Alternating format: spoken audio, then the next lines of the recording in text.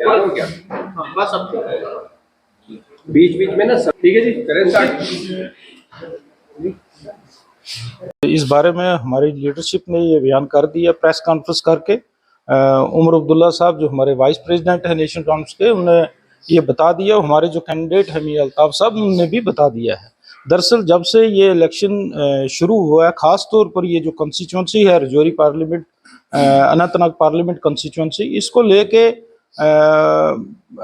BJP जो है वो इसमें बहुत सारे मसले जो है वो खड़े करने की कोशिश कर रही है।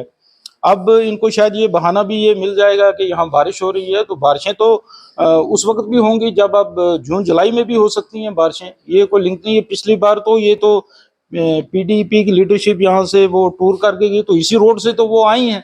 तो लिहाजा मुझे नहीं लगता कि इनको ये इलेक्शन जो है डेफर करने चाहिए। इंतज़ाम यहाँ हो चुके हैं, सिक्योरिटी फोर्सेज यहाँ पहुँच चुकी है।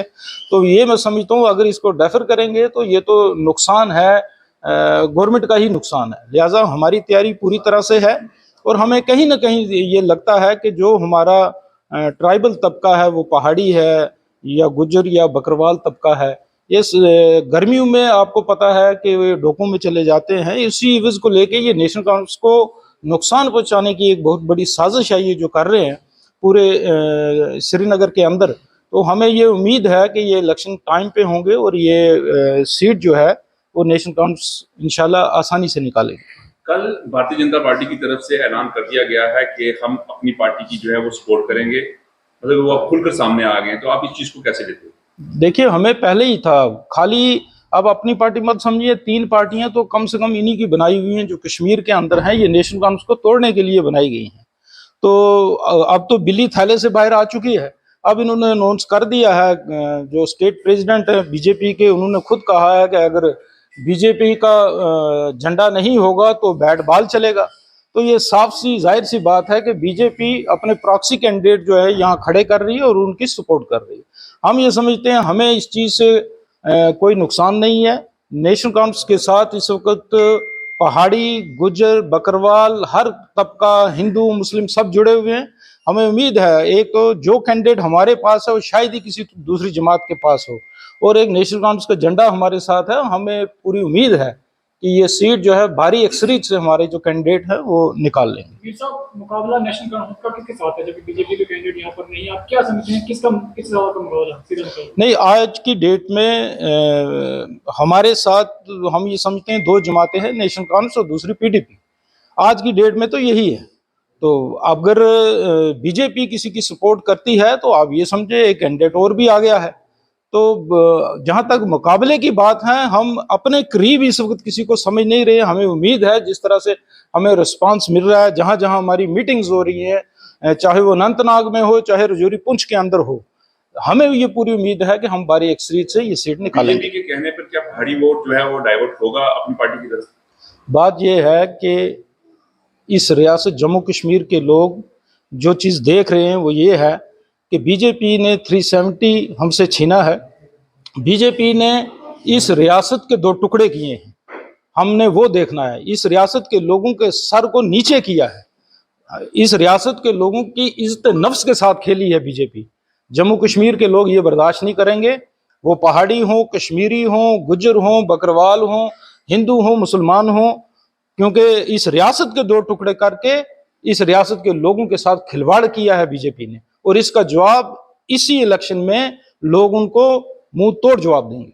मीर साहब, क्या क्या मुद्दे लेकर आप लोगों के बीच में जा रहे हैं? क्यों लोग आपको वोट दें? नेशनल कांफ्रेंस क्या अपना मंशूर लेकर जा रही है लोगों के बीच? देखिए, इस बार हमें जो मुद्दे जो हैं वो ज्यादातर असेंबली इलेक्शन में होते हैं। पार्लियामेंट इलेक्शन में हमने बीजेपी को जवाब देना है। जो 370 हमसे छीना गया, जो इस रियासत के 2 टुकड़े किए गए। लेकिन बीजेपी का कैंडिडेट नहीं है यहाँ पर, फिर आप जब इस तरह से वोट लोगों को मांगोगे तो अब क्या लेकर जाओगे? या बीजेपी का कैंडिडेट नहीं है, लोगों का ये कहना होगा बीजेपी का कैंडिडेट नहीं है। इसी रियासत की बात तो हमारा कैंडिडेट पार्लियामेंट में जाके करेगा। जितने भी हमारे कैंडिडेट यहाँ से जीतेंगे तो पार्लियामेंट की आवाज जो है ये पूरी दुनिया आवाज सुनती है, मेंबर पार्लियामेंट की आवाज।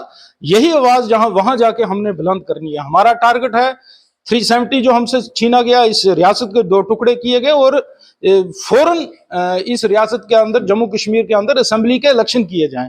ज्यादातर अंदरूनी मामलात, अंदरूनी इशू जो होते हैं वो असेंबली इलेक्शंस में होते हैं, वो हम असेंबली इलेक्शन में बयान करेंगे। लेकिन हमें जो हमारा टारगेट है 370 और इस रियासत को पूरी तरह से बहाल करना, यहाँ जमहूरियत हो, यहाँ के लोगों की हुकूमत हो, जो टूरिस्ट यहाँ से आके हुकूमत कर रहे हैं ये वापस चले जाएं, हमारे लोगों के ऊपर हमारे लोगों की हुकूमत हो, जम्मू कश्मीर के लोगों की हुकूमत हो, जम्मू कश्मीर के लोग उन बड़ी बड़ी कुर्सियों पे बैठे हैं, चाहे दिल्ली और यूपी और बिहार के लोग आके यहाँ बड़ी बड़ी कुर्सियों पे बैठे हुए हैं, चाहे वो ब्यूरोक्रेट्स हैं या सियासी ओहदों पे बैठे हुए हैं, सब बाहर के लोग यहाँ बैठे हुए हैं। हम चाहते हैं यहाँ की हुकूमत हो, अपनी जम्मू कश्मीर की हुकूमत हो, और यहाँ के जो ब्यूरोक्रेट्स हैं बड़े बड़ी चेयर्स पे बैठे हैं और इसी रियासत के लोग।